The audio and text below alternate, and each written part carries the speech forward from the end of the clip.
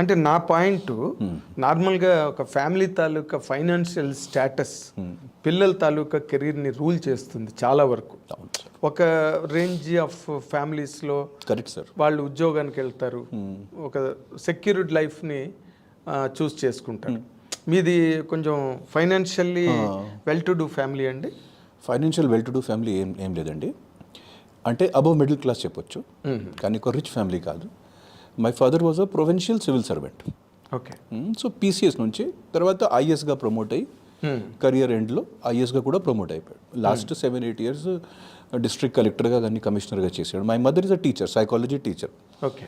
So అది కూడా అలహాబాద్ యూనివర్సిటీలో psychology teacher. My mother taught almost for 10 to 12 years. So we are above middle class. Okay. But rich అంటే ఏమి, నేను ముంబైకి అసలు నాకు ముంబైలో ఒక రిలేటివ్ కూడా లేదు. నేను ముంబై మాత్రం సినిమాలో యాక్ట్ చేయడానికి వెళ్ళాను. నా ఊరు నుంచి, ఒక చిన్న ఊరు నుంచి, కాశీ దగ్గర నాకు ఒక చిన్న ఊరు, పల్లెటూరు. అక్కడ నుంచి నేను ముంబైకి జస్ట్ మాత్రం సినిమాలో యాక్ట్ చేయడానికి వెళ్ళాను. నా నాన్నగారు స్టార్టింగ్లో నాకు సపోర్ట్ చేయలేదు, కానీ నాకు కెరియర్లో డ్రాప్ వచ్చిన తర్వాత ఒక 2 years 2008 నుంచి 2009-10 వరకు నా దగ్గర అసలు ఒక సినిమా కూడా లేదు. ఆ 2 years నేను ఏమీ పని చేయలేదు సార్. ఆ 2 yearsలో నా నాన్నగారు నాకు బాగా సపోర్ట్ చేశారు. Okay. I don't think that I earned anything for 3 years period, from 2008 to 2010. 8 to 10. I was not even earning single rupee in that. ఎందుకంటే అలాంటి సిచ్యువేషన్ ఎందుకు వచ్చింది మీ కెరీర్లో? మీరు చాలా అంటే ఎర్నింగ్ కాన్షియస్లో ఉంటారు కదా. అంటే sir, I'm not that commercial person, I'm just telling you. Not commercial. Commercial is something else. ఇప్పుడు ఎవరైనా ఎర్నింగ్ కాన్షియస్నెస్ అంటే ఒక క్యాలిక్యులేషన్తో వెళ్తారు. మీకు అంత క్రైసిస్ ఎందుకు వచ్చింది మీ కెరీర్లో? సార్, ఒక హీరోగా తెలుగు ఇండస్ట్రీలో ఇంట్రొడ్యూస్ అయ్యాను. ఓకే, ఫస్ట్ సినిమా మంచి హిట్ అయింది. ఆ సినిమా వల్ల నేను 7-8 films ఒక రెగ్యులర్గా చేశాను. దాంట్లో 2-3 films యావరేజ్గా కూడా ఆడింది. కానీ 2005 తర్వాత ఏదో మంచి ఆఫర్స్ నా దగ్గర రాలేదు. అంటే సినిమాలు budget were becoming less, my remuneration was becoming less. By 2007 it was all over అండి. Okay, finish, there was nothing to do. అప్పుడు కూడా వచ్చిన ఆఫర్స్లో అంటే ఫలానా హీరో ఎల్డర్ బ్రదర్ చేయాలి, ఫలానా హీరోయిన్కి బ్రదర్గా చేయాలి, అట్లాంటి ఆఫర్స్ అప్పుడు ఆ టైంలో వచ్చిన వాళ్ళు. సో మీరు ప్రిపేర్ అవ్వలేదు దానికి. నేను ఒక హీరోగా ఇంట్రొడ్యూస్ అయ్యాను, నాకు అసలు సడన్గా ఇది ఏంటైంది నాకు. తర్వాత మళ్ళీ ఒక్కసారి ఒక హీరోగా ఒక 8 films 10 films చేసిన తర్వాత మళ్ళీ ముంబైకి వెళ్ళి మళ్ళీ ఆడిషన్ లైన్లో మళ్ళీ నిలబడాలంటే, మళ్ళీ జీరో నుంచి ముంబైలో స్టార్ట్ చేయాలంటే కష్టం కదా సార్. అవును. అక్కడ కూడా చెప్పిన వాళ్ళు ఉన్నారు, ఏంటి హీరో బన్నే గయా థా, చూడండి ఏమైంది.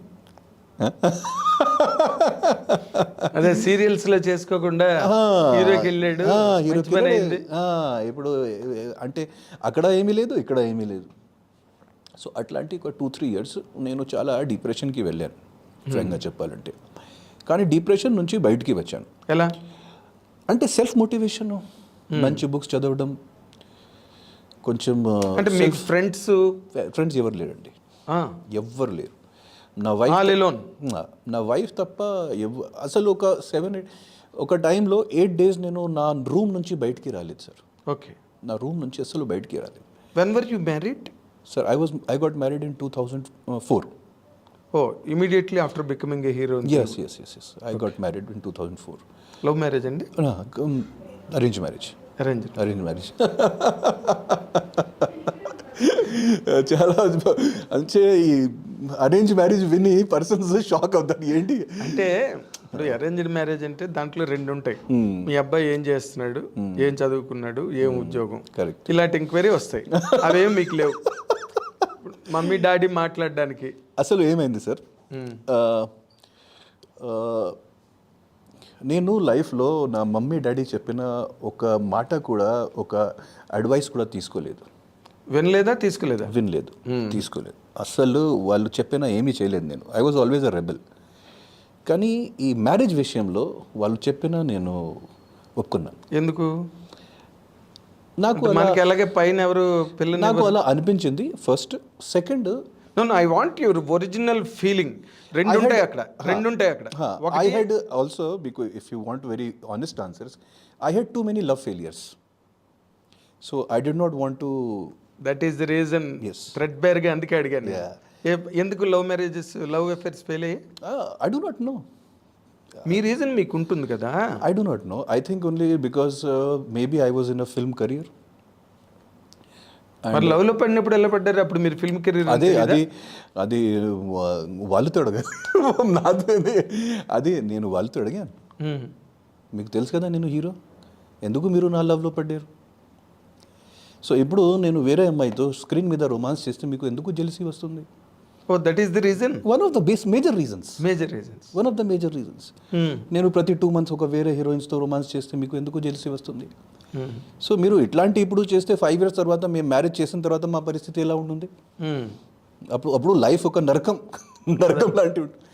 సో నేను కొన్ని తర్వాత ప్రతి పర్సన్ లైఫ్లో ఉన్నాయి సార్ ఇట్లాంటి. ఓన్లీ మాత్రం ఫిల్మ్ కెరీర్ వల్ల కాదు, there are other reasons also. So you can't tell them? No, I told frankly. So then my mother and father వాళ్ళు ఒక మంచి అంటే they got a good offer and వాళ్ళు నాకు సీరియస్గా చెప్పాడు, ఇప్పుడు నువ్వు సెటిల్డ్ కావాలి లైఫ్లో, ఆల్రెడీ సెటిల్డ్గా హీరోగా చేస్తున్నారు కదా, మీకు డబ్బులు ప్రాబ్లం ఏం లేవు, ఇది మేము కూడా ఇప్పుడు ఉన్నాను, so better you get married. You are only this son? Yeah, but and one sister also. Okay. So I got married. Okay. So marriage అయిన తర్వాత మీకు ఏమైనా కలిసి వచ్చిందా కెరీర్? అంటే 2 years వరకు అన్నీ బాగానే ఆడింది, నాకు ఏమీ ప్రాబ్లం రాలేదు. It is only after 2006-07 that I start. She has that understanding for you? Yeah, because before marriage we were introduced 1 year before marriage. So నేను నా వైఫ్కి మెంటల్గా చాలా ప్రిపేర్ చేశాను. సినిమా ఇండస్ట్రీ ఏంటి, సినిమా ఇండస్ట్రీలో ఉన్న ఛాలెంజెస్ ఏంటి, ఇక్కడ స్టెబిలిటీ లేదు, ఇక్కడ ప్రతి మంత్ శాలరీ రాదు, వస్తే అన్నీ వస్తాయి, మంచిగా అన్నీ నడిపించినప్పుడు ప్రతిరోజు మేము కేరళలో ఉన్నాను, స్విట్జర్లాండ్లో ఉన్నాను, ఇక్కడ ఉన్నాను, అక్కడ ఉన్నాను, మంచిగా. కానీ ఏదైనా లేకపోతే, so at that time also I had that maturity that this thing all might go away any time. ఓహో. ఎందుకంటే ఇది ఒక మాయాలోకం అండి. అవును, ఇది ఒక మాయాలోకం. ఇది ఎందుకు వస్తుంది, ఎలా వస్తుంది, ఎందుకు పోతుందో కూడా ఎందుకు పోతుంది అది కూడా తెలియదు.